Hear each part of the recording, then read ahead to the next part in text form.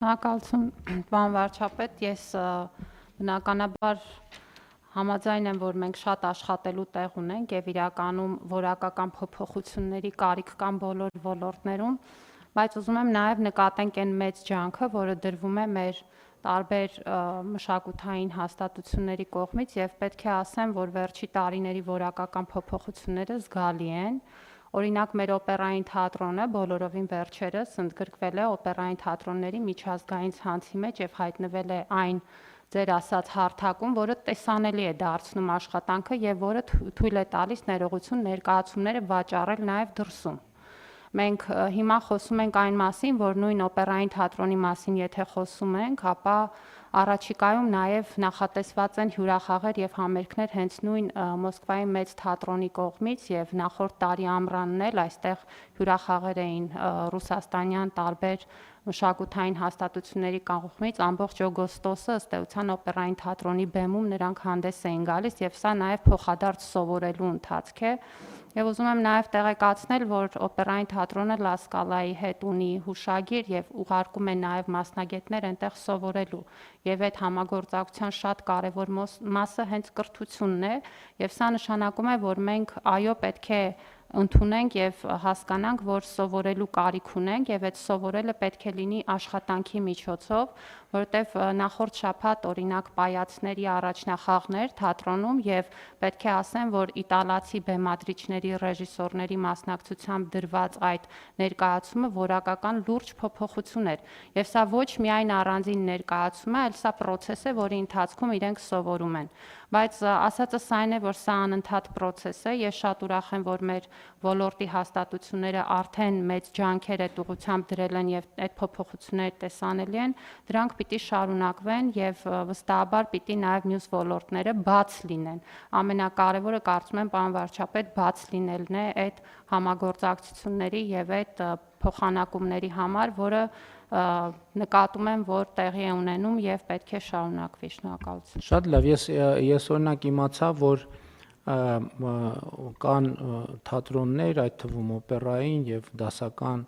երաժշտության եւ ոչ միայն դասական, որտեղ թատրոններ տոմսերը վաճառվում են, ասենք օրինակ առցանց աճուրդների միջոցով եւ այդպիսի ներկայացումներ կան եւ հույս ունեմ հաջորդիվ Հայաստանում չկա, չէ՞, տենց բան, որ աճուրդով տոմս վաճառվի։ Թե կա։ Աճուրդով տոմսի վաճառք դեռևս չունենք, բայց մենք ունենք շատ ներկայացումներ, որոնց տոմսերի վաճառքը մեկնարկում է եւ գրեթե մեկ օրվա ընթացքում ավարտվում է, պարոն վարչապետ։ Շատ լավ, ես կարծում եմ, որ ցուցիչներ կան, մենք պետք է այդ ցուցիչներով շարժվենք։ Այսինքն հաջորդ հանգրվանն է նա, որ մեր մոտ էլ թատրոնների եւ ներկայացումների տոմսերը աճուրդով վաճառվեն եւ ոչ թե դահլիճներ լցնելու համար մենք անթիվ հրավիրատոմսեր բաժանենք, մենք ոնց որ թե հաղթահարել ենք այդ փուլը կամ առնվազն հաղթահարում ենք, բայց ելի եմ ասում, հարգելի գործընկերներ, իմ ասածը այն չի, որ հիմա եթե մենք խոսենք այդ ժանրով, մենք կարող ենք ասել, ասեցի արդեն, երկու ատոմակայան ենք կարող ստեղծել Հայաստանում եւ հիմա մենք կարող ենք նաեւ մեր մշակութային հաստատությունների ֆինանսավորման սխեմաների փոփոխության մասին եւ դրա արդյունքների մասին խոսալ։ Բայց ելի եմ ասում, մենք պետքա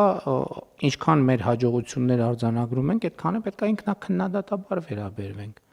որովհետեւ այն կետում, որտեղ մենք հիմա հասնում ենք, առաջատարները դրան հասել են 53 տարի առաջ։ Այդ նշանակում է մենք 53 տարի հետ ենք աշխարհից։ Մենք կարանք սրա մասին չխոսենք, ասենք դե լավ է, ստեղ ենք, ոնց որ թե նորմալ ամեն ինչ, ես համաձայն չեմ դրա հետ։ Ընդ որում մենք չենք կարա 53 տարի սպասենք, որ հասնենք, որովհետև եթե 53 տարի սպասենք, 53 տարի հետո իրանք 300 տարի են առաջ ելնելու։ Մեզ պետքա մեր արագություն, դրա մասին էլ եմ խոսում, ընդհանրապես մեր արագությունները պետքա փոխել։ Բայց դա առաջին հերթին մտածողության մակարդակի փոփոխություն է, որ ասում են կոմֆորտ զոնայից պետքա դուրս գալ, մենք անընդհատ մեր կոմֆորտ զոնաներից պետքա դուրս գանք։ Ես դժգոհ չեմ։ Ես մեր ուշադրությունն եմ հրավիրում այն փաստի վրա, որ կարանք մենք բան անենք, տենց գոհության մտնոլորտում լճացման մեջ ընկնենք եւ դա պետքա թույլ չտալ որևէ կերպ։